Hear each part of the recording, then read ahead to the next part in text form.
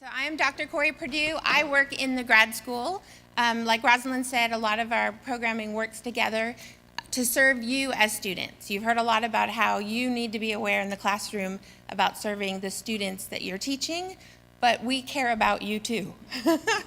We care a lot about you. I look out at this room and I just get excited to think about the potential of how many students you will reach in your career and what type of impact you can have. So that's just really exciting to me, but we need to make sure that you are taken care of. So the grad school does a lot of different things. We want to be student-centered. We want to know what you need to be successful. And through the years, we've realized you need things like this, the GTA training workshop, thesis and dissertation workshops to make sure you don't freak out about hitting that submit button when it gets time to send that. I'm going to talk a little bit about the professional and networking opportunities and the specialized support programs. And these are just examples. All of them won't relate to all of you, but just realize that we are thinking about you as individuals. We're on a campus that's growing pretty fast, and there are a lot of students around, but we do care about you at the individual level. If you have concerns, questions, ideas, come and talk to me. I had a grad student once saying, I want to do a running group. I'm like, that's a great idea. And just ways that we can figure out, hey, we can get people together and just connect them through emails and things so that they can run and make sure they still exercise while they're in grad school. That is important. One example is our graduate parent support program. Believe it or not, about 700 graduate students have self-identified and told us that they have kids. There's probably a lot more of grad students who have kids. If you tell us, we will provide services for you. Everything is free. We do free babysitting for you. We can do in-home babysitting. We did 7,000 hours of free babysitting last year. We also have 2 nights a week where you can drop off your kids and we'll take care of them, and you can go study, you can go to the rec center, you can go buy groceries, you can take a nap. We have realized that grad students, you have a lot going on, especially if you're taking classes, teaching, and then you throw kids on top of that. I have 4, so this morning I actually took 3 of my children to their first day of school. So I understand this. So we have the specialized support program, and we are a model in the country. We won the American Council on Education, the one and only Women's Leadership Award program for this in 2014. So if you want to get involved with that, let me know. Send an email to gps@ua.edu. We're having a pool party next Friday night for all families. And that's also a good way for you to realize, oh, there's other people on this campus who have kids. Because you walk around campus and you don't see a whole lot of little kids running around. But in reality, a lot of the people walking around have kids. And so it's good for you to then go socialize and go to these family events to realize, hey, I can talk to this person. They've got a 2-year-old just like I do. And maybe you're not in the situation yet, but PhDs happen over a series of years. I started grad school with 1 child. When I started my master's, I finished my PhD with 4 children. So I understand that, you can have kids and still do this.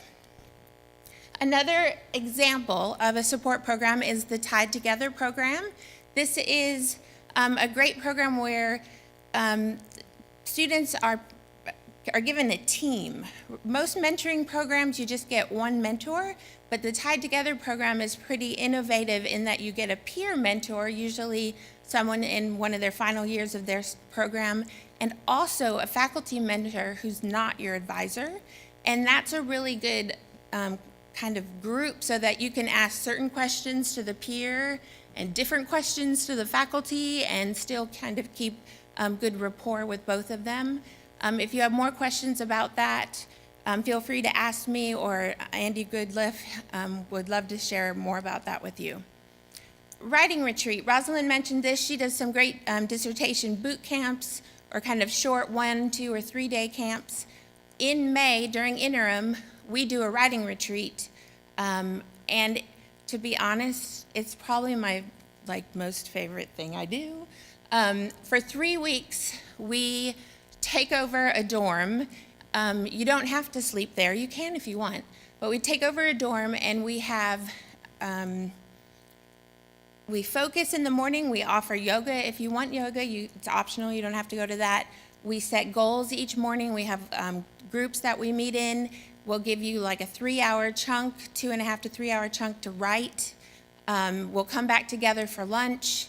Everything's catered in, so you don't have to think about life outside of this. Lunches are always fun. We bring in speakers, but sometimes we just vent and talk about, oh my goodness, I can't write this introduction. It's driving me crazy. Then we let you go back for the afternoon to write for another good chunk. We come back together. We talk about our goals. And it is, some of you might be thinking that sounds like jail or something like that would be the worst experience of my life. I will tell you, the people who go through this, maybe they're lying, but their surveys afterwards say it was one of the best experiences they've had at UA. Because when you write, a lot of times you're not taking classes, and so you start to feel isolated. And other people don't always understand everything that you're doing in your dissertation, and so that kind of compounds itself. So if you can find other people who are writing, they may not even know what you're writing about, but just knowing that, hey, someone else is out there is struggling to put words on a piece of paper, it's just good and helpful for you kind of join together and form a community. And this is a great way to do that. How many of you have heard of the 3-minute thesis? Good, that's a good amount of you. We have a competition. It comes up pretty fast in the fall. We'll have qualifying rounds in October, and then the finals, semifinals, and finals are in November. We have it televised. It's last year's has already been on TV 3 times. It will play again August 28th at 7:30 p.m. It's a 90-minute show, and it's actually fun. I told my husband he had to watch it the first time it came on, and he was like, oh no. Like he was getting out his computer to play a game or something. And by the end of it, or actually way before the end of it, he was like, that's really cool, because they do backstories on a lot of the speakers. So if you make it to the final round, the top 15, you will be interviewed by Alabama Public Television. They'll go to your labs, they'll go to your, whether you work in a classroom or an education setting, and they'll do little 5-minute videos of you. Have you seen The Voice? You know how they go behind the scenes and they tell you about those people? We do that with you. And a lot of, it's pretty great that you get this published, wonderful 5-minute video on your research. We had one student who did really well in the competition who sent that off and got a fellowship just based on that video that she sent off. So I highly encourage you to, if you don't get involved this year, to at some point go to the 3-minute thesis. We have workshops that will lead you through the steps. There are 5 workshops. You don't have to go to any of them. You can come to all of them. We give you food at all of them. So if you're hungry, just come and sit in the back. But we'll teach you different things. And then go to the semifinals. You don't have to go to all of it. It's 36 presentations. They're all only 3 minutes though. But you can get your mind blown, hearing about all this research that is happening on campus. And a lot of times people realize, hey, I could talk to that person and my research kind of works with theirs. And it's exciting to see. And come to the finals, and it really is a wonderful opportunity, and I hope that a lot of you take advantage of it.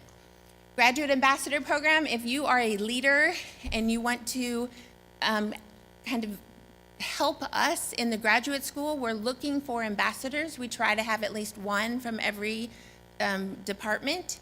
And basically that means that you'll help us at one event a semester. And when we get prospective students who are thinking about coming to graduate school here, we can call you up and say, hey, you want to go to a free lunch with a student who's coming to town? Because a lot of times the prospective students, they come and they talk to us in the grad school and the professors, but they really want to talk to you. And they really want to say, what's it really like to live in Tuscaloosa? I'm from Los Angeles, so it was an adjustment for me, but we want to be able to do that. So if you want to be an ambassador, let us know. You can email me or also Leslie Campbell. It's a great way to get involved. Again, more free food. The last thing I want to talk about is GROW. GROW is our orientation for all new graduate students. So if this is your first semester here, highly recommend that you come out tomorrow night. If you are a returning student, because you're here today, you are also invited kind of under the radar as long as you wear your name badge. I'll let you in.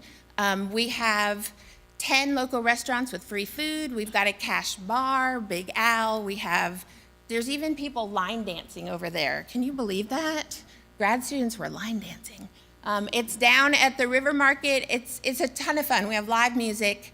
Come out, lots of resources, but it's also a good way just to meet people who aren't in your department because you need to have friends outside your department. And the Graduate Student Association. You are all members of the Graduate Student Association by default. Yay, congratulations. You are in the largest organization on campus. We want you to get involved with that. They're having a party on Saturday night in the Ferguson Center. They have a DJ. They'll probably have a little bit more rock and roll than we have on Friday night. They're playing games and trivia and things like that. So come on out and be a part of GSA because you need to have a life outside of research and teaching. All right, well, good luck, and I hope to see you all soon.